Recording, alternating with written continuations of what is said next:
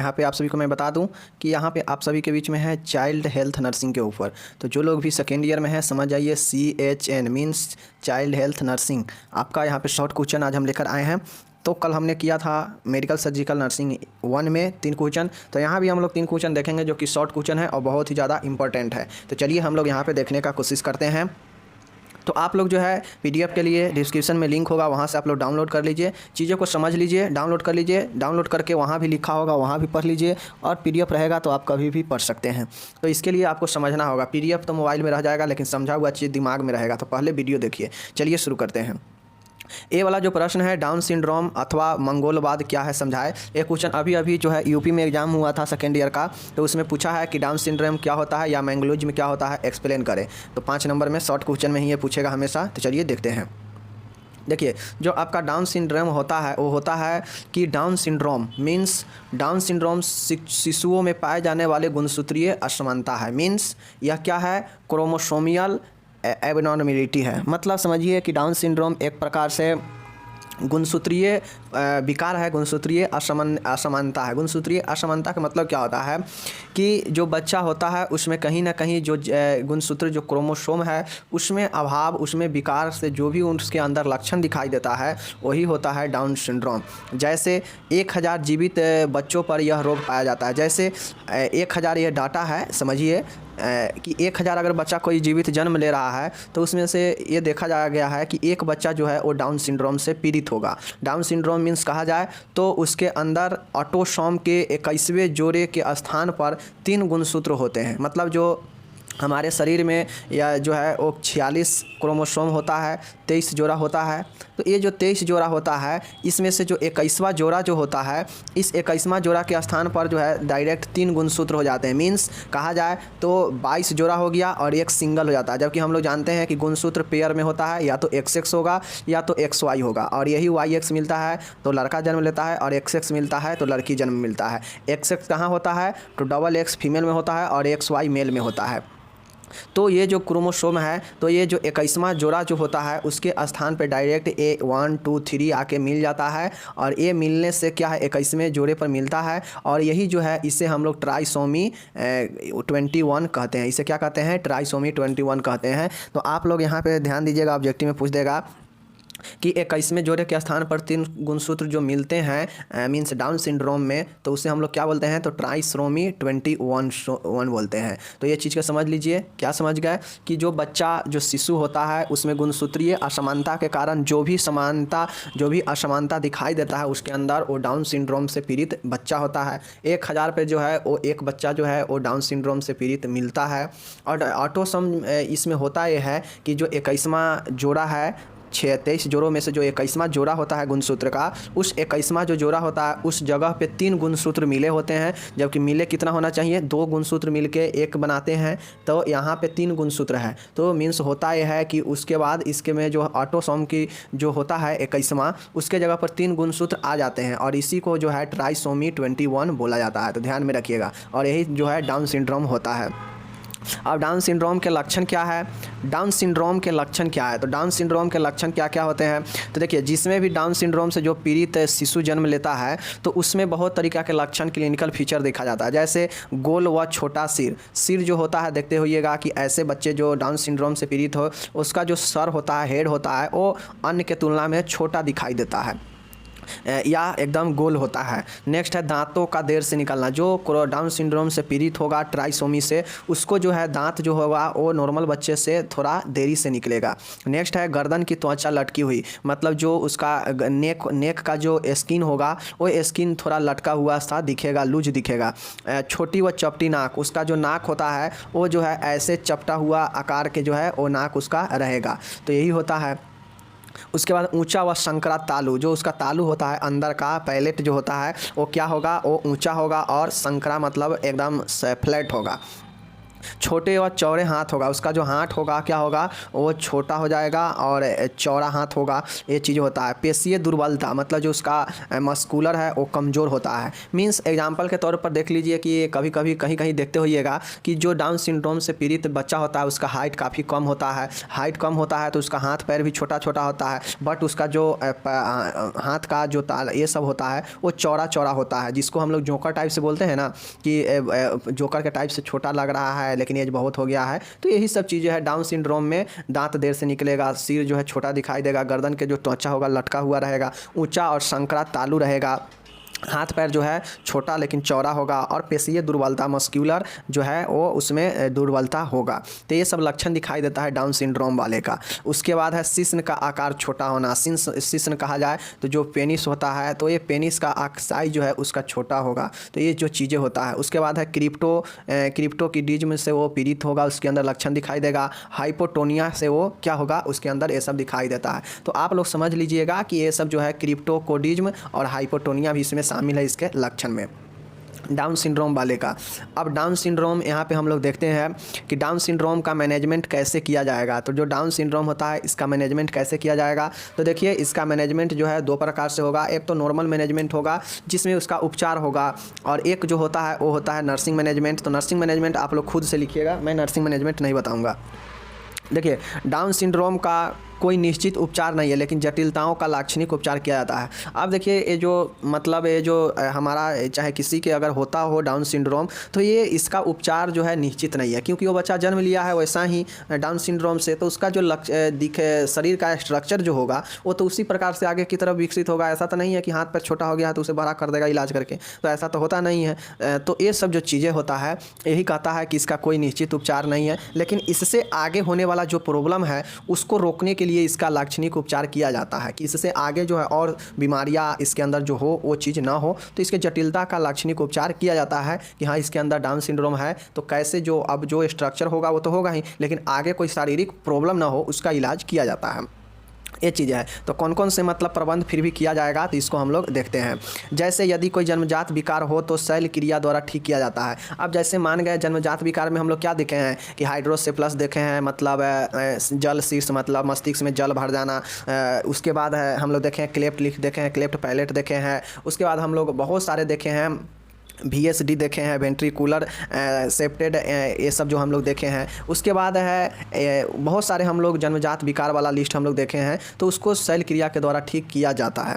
दूसरा है संक्रमण की स्थिति में एंटीबायोटिक दिए जाते हैं। अब मानिए कि कोई भी बच्चा अगर डाउन सिंड्रोम से पीड़ित है तो उसमें अगर कोई इन्फेक्शन वगैरह है तो उसको एंटीबायोटिक दिए जाते हैं। संचार कौशल में सुधार के लिए स्पीच थेरेपी दी जाती है। अब डाउन सिंड्रोम से बच्चा पीड़ित है तो हो सकता है उसकी आवाज़ में भी प्रॉब्लम हो, आवाज़ सही से ना निकलता हो, तो उसके लिए उसे स्पीच थेरेपी दिया जाता है, जिसको हम लोग भाषण उपचार भी बोलते हैं। चौथा है कि पेशीय कंकाल तंत्रीय विकार के लिए फिजियोथेरेपी दिए जाते हैं। पेशीय कंकाल मतलब तंत्रीय मतलब जो मस्क्यूलर स्केलेटल जो सिस्टम है हमारा, उसमें अगर कोई प्रॉब्लम है तो उसको फिजियोथेरेपी दिया जाता है। फिजियोथेरेपी में क्या होता है कि यहाँ पे जो है वो आपको एक्सरसाइज वगैरह मशीन से या खुद से बताया जाता है करने के लिए, और कोई मस्कुलर प्रॉब्लम है तो उसको यहाँ पे या ऑर्थोपेडिक प्रॉब्लम है तो ठीक किया जाता है। नेक्स्ट है पाँचवा कि बच्चे की देखभाल व पालन के लिए माता पिता का विशेष स्वास्थ्य शिक्षा दी जाती है। अब कोई बच्चा जैसे स्वास्थ्य डाउन सिंड्रोम से पीड़ित वाला जन्म ले चुका है तो उसका जो बुद्धि होगा, मंद बुद्धि होगा, वो जो है जहाँ बैठेगा वो बैठे रहेगा, इस टाइप से है उसके अंदर विकास धीरे धीरे होगा। तो इन सब चीज़ों को देखभाल करने के लिए माता पिता को विशेष शिक्षा दिया जाता है ताकि बच्चे को कैसे जो है उसको लाल पालन किया जा सके। तो ये सब जो है चीज़ें को आप लिखेंगे। अगर डाउन सिंड्रोम वाले बच्चा अगर कोई जन्मजात रोग से पीड़ित है तो शल्य क्रिया द्वारा ठीक किया जाएगा। संक्रमण है तो एंटीबायोटिक दिया जाएगा। कौशल में अगर उसके बोलने में कोई प्रॉब्लम हो रहा है तो स्पीच थेरेपी दिया जाएगा। और अगर उसको मस्क्यूलर या स्केलेटन में कोई प्रॉब्लम है तो फिजियोथेरेपी से ठीक किया जाएगा। बच्चे की देखभाल के लिए माता पिता का विशेष स्वास्थ्य शिक्षा दिया जाता है। तो ये सब एक डाउन सिंड्रोम वाले बच्चे को किया जाएगा मैनेजमेंट में। तो मैनेजमेंट हम लोग देख लिए। मैनेजमेंट में इसका जो है कोई मतलब ऐसा इसको निश्चित उपचार नहीं है डाउन सिंड्रोम वाले का, क्योंकि कोई बच्चा अगर जन्म ले चुका है तो उसका सिंड्रोम में तो चेंज कर नहीं सकता है, तो यही चीज़ें होता है। लेकिन उससे संबंधित अगर कोई बीमारी हुआ हो जन्मजात वाला तो उस सब का उपचार किया जा सकता है।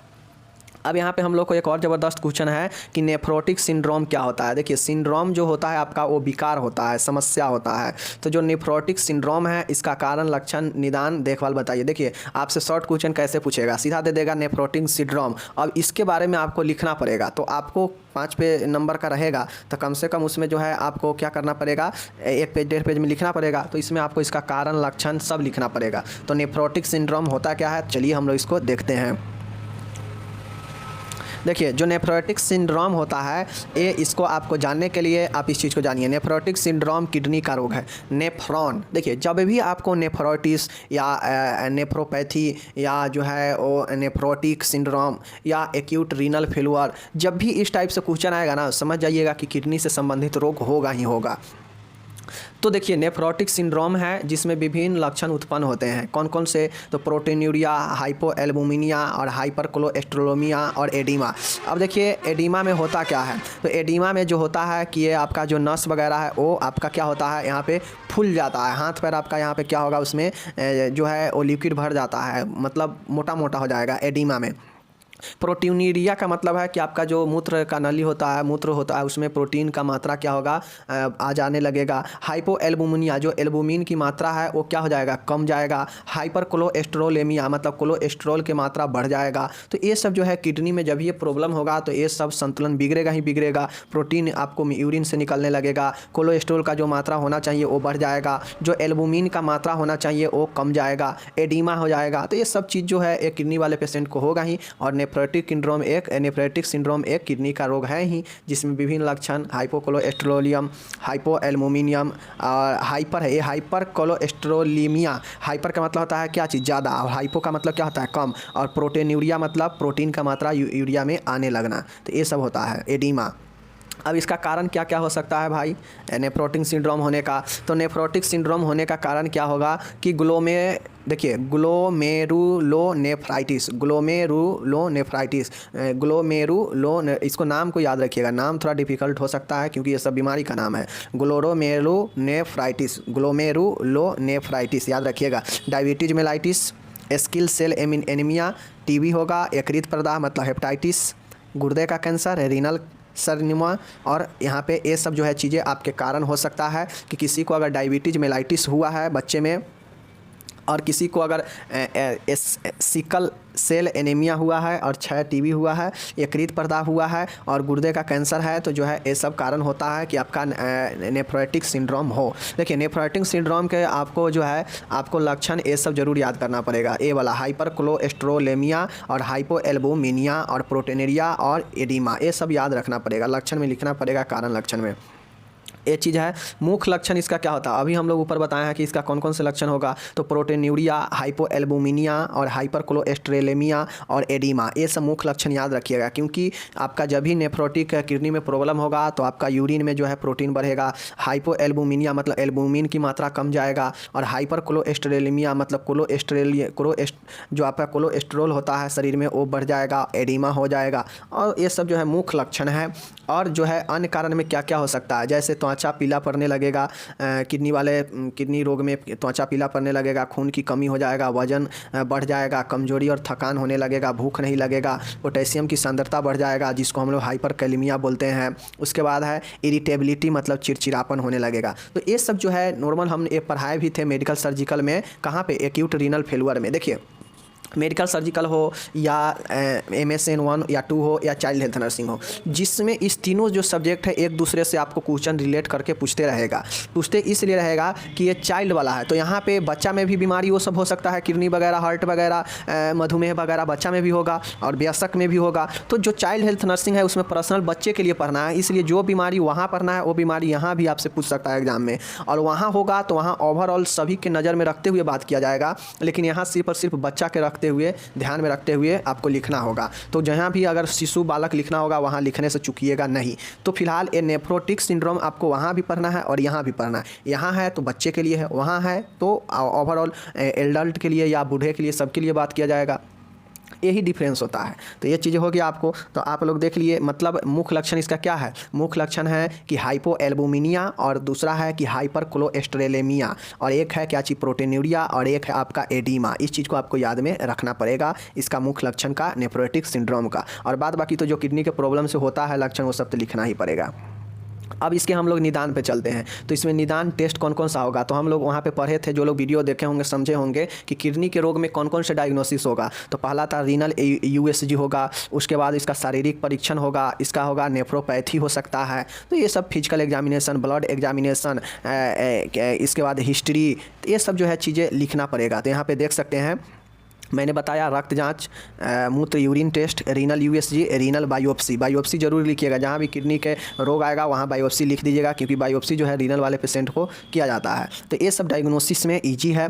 अब देखिए हम चिकित्सक मैनेजमेंट यहाँ पे पढ़ाएंगे। नर्सिंग मैनेजमेंट आपको खुद से लिखना पड़ेगा, क्योंकि नर्सिंग मैनेजमेंट सभी बीमारी में जो बीमारी जैसा है वैसा नर्सिंग मैनेजमेंट आप अपने दिमाग से लिखिएगा। एज ए नर्स क्या क्या कर सकता है उस बीमारी में, आप लोग को वो लिख देना है।